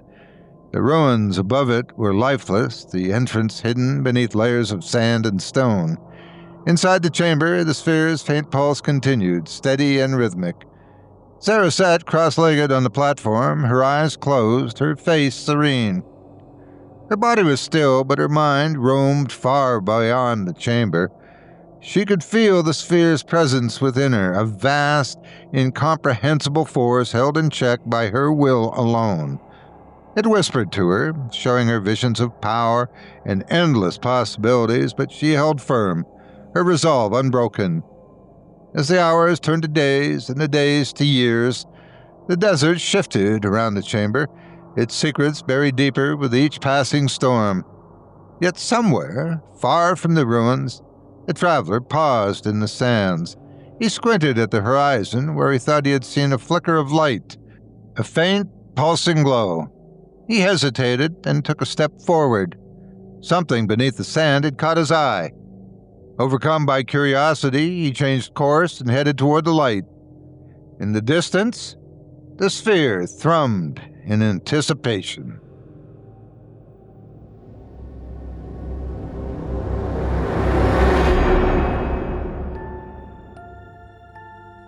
That was Relic of the Red Horizon by Natalie Harper, as performed by yours truly, Otis Jiry. Some things are buried for a reason, and they tend not to appreciate being woken up. When your father's legacy includes a sentient sphere that feeds on emotion, maybe the family business isn't worth inheriting. If you enjoyed tonight's journey through dimensional rifts, cursed objects, and lives unraveled by obsession, you're in luck. There's more waiting for you in the patrons area. Extended ad-free episodes featuring bonus tales and exclusive horrors you won't hear anywhere else. It's just $7.99 a month, or save big with a yearly plan, and it gives you full access to every story, every scream, without a single commercial break. You'll be supporting indie horror and making sure the doors to the dark stay open. To join, just head to simplyscarypodcast.com and click the Patrons tab, or go straight to chillingtalesfordarknights.com to become a member. Come closer to the stories, if you dare. From all of us here at Chilling Entertainment, thank you for your support. If tonight's episode proved anything, it's that some things aren't born from flesh, but from longing, rage, and grief. A plastic bag that defies physics. A monarch who crosses realities to collect what he's owed. A relic that whispers promises no human should believe. A father who calls on ancient justice. A man driven mad by the life he thinks was stolen. Tonight was a reminder that not every horror slithers from under the bed. Some are built in labs, summoned by rituals, or stare at you from your own reflection. Sometimes the thing you fear most isn't waiting outside.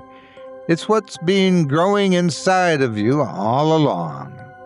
If you haven't already, be sure to subscribe to our parent channel, Chilling Tales for Dark Nights on YouTube, and tap that notification bell so you never miss what's waiting in the dark.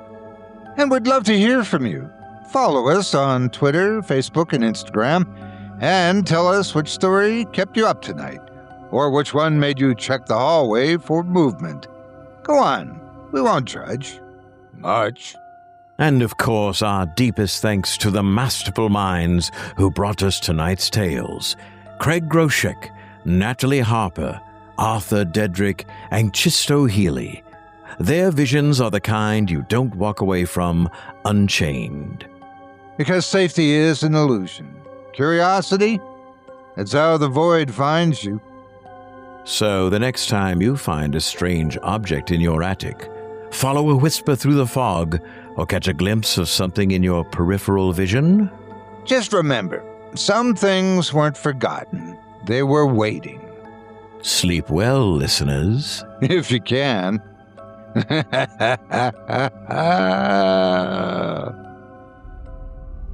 Thanks for listening. You've been listening to Scary Stories Told in the Dark, a production of Chilling Entertainment and the creative team at Chilling Tales for Dark Nights, and a proud member of the Simply Scary Podcasts network. Visit simplyscarypodcast.com today to learn more about our network and our other amazing storytelling programs. Tonight's program was hosted, and its featured stories performed by yours truly, Otis Jiry. Selected stories have been adapted with the kind permission of their respective authors. Original music provided by Luke Hodgkinson and Jesse Cornett. Sound design and final mixing and mastering provided by executive producer and director Craig Groshek. Program's artwork and logo by David Romero. If you're looking for some fresh tales on a daily basis while waiting for the next podcast, check out my YouTube channel, the Otis Jiry channel, and my extensive collection of narrated tales there. Simply search on YouTube by my name, and you'll find me. And don't forget to subscribe and press the bell notification icon to get my latest releases. Got a scary tale of your own that you'd like performed? I take submissions. Email it to me today at otis@simplyscarypodcast.com to have your terrifying tome considered for production in a future episode of this show. That's OTIS@simplyscarypodcast.com. If you've enjoyed what you heard on tonight's program and are joining us on your favorite podcast app, subscribe to us to be sure you never miss an episode, and leave a 5-star review and a comment. Your feedback means a lot to me. You can also follow Chilling Tales for Dark Nights and yours truly on Facebook to connect anytime and get the latest updates on this and other programs and my channel. If you're listening on the Chilling Tales for Dark Nights YouTube channel, do us a favor and hit the subscribe button and the bell notification icon for ctfdn as well to get more spooky tales from me and the crew and another episode of this program each and every Wednesday. And don't forget to hit that thumbs up button to tell us how we're doing and leave a kind word or a request. And don't forget to visit us at chillingtalesfordarknights.com and consider supporting the team by becoming a patron. In addition to helping us out, you'll get exclusive access to our audio archive and ad-free downloads of all your favorite stories, including those you've heard on this program. As for me, I'll be back next Wednesday with more terrifying tales to keep you up all night. But that's all right. Who needs sleep anyway?